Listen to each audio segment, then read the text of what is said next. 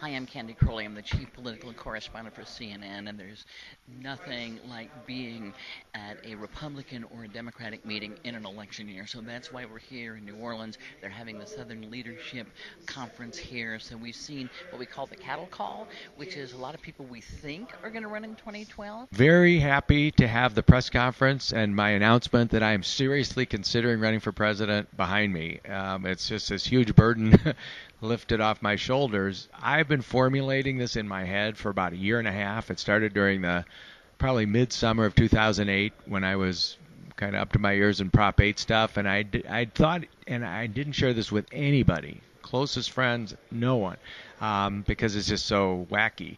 But I thought if everything kind of fell into place that I might try this. Well, everything has fallen into place, and so I'm proceeding on this course, and I'm determined to make history and to make an impact and to go to New Hampshire and spend a lot of time there and stir it up.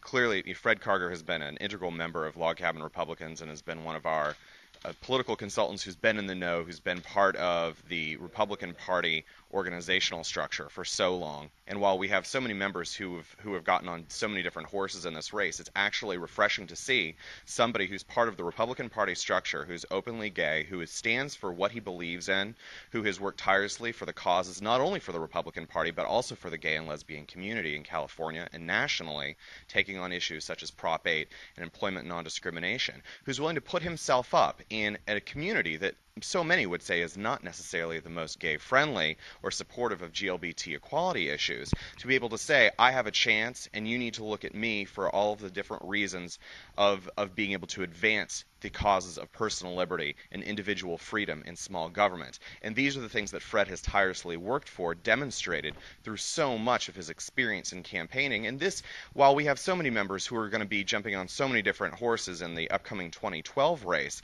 it's refreshing to see one of our own members who's going to take that responsibility, who's going to stand up and present himself before the voters to be judged based on so many of the things that he's worked for so long to try to get other Republicans elected. So it's refreshing to see somebody work within the party structure to gain this type of visibility, to say, look, just because we're Republicans doesn't mean that we oppose freedom for all and equality for all Americans, regardless if you're gay or you're straight. As far as we know, Fred is the first openly gay man within the Republican Party who has put himself up for the nomination of the Republican Party for a presidential election. So, especially given with all the timely issues that are going on in our national discourse, conversation about things such as Fred has talked about, don't ask, don't tell, employment non-discrimination, I think it's timely that we have an openly gay Republican who's decided that he wants to run for president of the United States. Read the literature and it said gay Republican, and so I just said, why emphasize the idea of gay? I mean, why not run on the issues? I said it could be very divisive. I mean, if you're trying to, I'm not too interested in the first black or the first female or the first gay. I'm interested in politics. I'm interested in issues.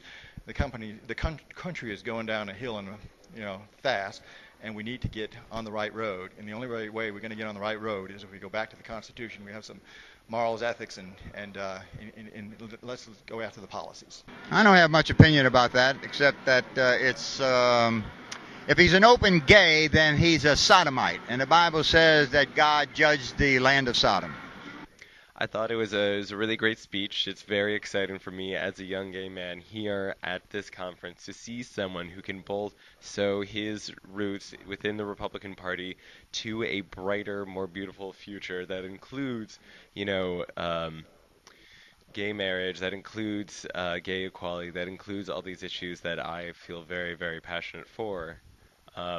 And also, as we, talked up this press conference, or as I heard Fred, walking around through it, there wasn't any negativity about this sort of candidate. There's a lot of people who find it, oh, that'll be interesting, but no negative words really thrown at us.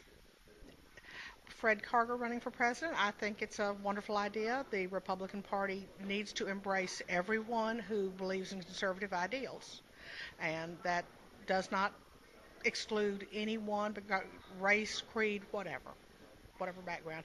I think it's fine. I think it's great. I think it opens a good dialogue for the party to consider and debate and consider these issues within our own group. And like I said, I think it's a good idea. I think he will bring something to the table and make us think more about what our true values are, our core values are, and that we need to be inclusive of everyone in our society. It is great that anyone that adheres to our values, conservative values, is running for office. We need to be very inclusive. The Republican Party needs to embrace everyone that has our same values, and that we need to be open to everyone, and that anyone that's running for public office that does embrace our conservative values, we need to support. Hi, this is Paul Croteau with FTRradio.com, From the Right Radio. I just got done interviewing Fred Karger, who just finished his press conference announcing his bid for President of the United States, and he will be the first openly gay candidate to pursue the office. Fred is a wonderful interview. We had a great time talking. His own campaign will be his 10th presidential campaign. He started as a kid working on many campaigns. He's a very exciting guy. I'm happy to see that he's announced. He's fighting some interesting battles, things that you wouldn't expect to happen in today's day and age. The discrimination against him because he's openly gay. Well, Fred Karger, he has attempted to do everything he can to disrupt the work of the National Organization for Marriage, but really he's had very little effect. He's filed a number of sort of laughable lawsuits, and it doesn't surprise me that he would think he could run for president. These are just the sorts of things he does. He's really far out, and he's not really taking that seriously. I'm for man and wife marriage. I'm not for, gay. I wouldn't vote for him. I'm for family. It would just be someone I would not vote for. It certainly is a free country. It's his right, protected by the Constitution of the United States, to run for president. I may not agree or be homosexual, but I mean, it's his right, and our Constitution protects it, and more power to him. But we're also hearing a lot of kind of strategy from the podium about how to win in 2010, because of course they want the House back. Republicans want the House and the Senate back. So there's some of that strategy. But right now, you're listening to Rick Santorum. He's the former senator from Pennsylvania, one of those that's been to Iowa. So, of course, that makes us wonder, what's he doing in Iowa? So he's here. This is not the most prime speaking time at the moment, but nonetheless, he's on the podium sort of laying out his vision of what's wrong and what would be right with the country if Republicans took over. So there's no place to be like this conference right now as we head into those November elections, and getting kind of a take on how Republicans here, at least, genuinely feel that they're going to take back at least the House, and some say even the Senate. We'll see. A lot can happen between now and November. I talked to somebody who said, Governor Haley Barbour from Mississippi, who knows how to count votes and look at polls, who said he wished the vote were going to be held today because he thinks they would take over the Senate and the House. So anyway, always fun to come here and talk politics with a number of people that show up. I think events like this are enormously important, but especially now at a time when the American people are feeling such a tremendous sense of frustration about the borrowing, spending, the bailouts, and the takeovers coming out of Washington, D.C.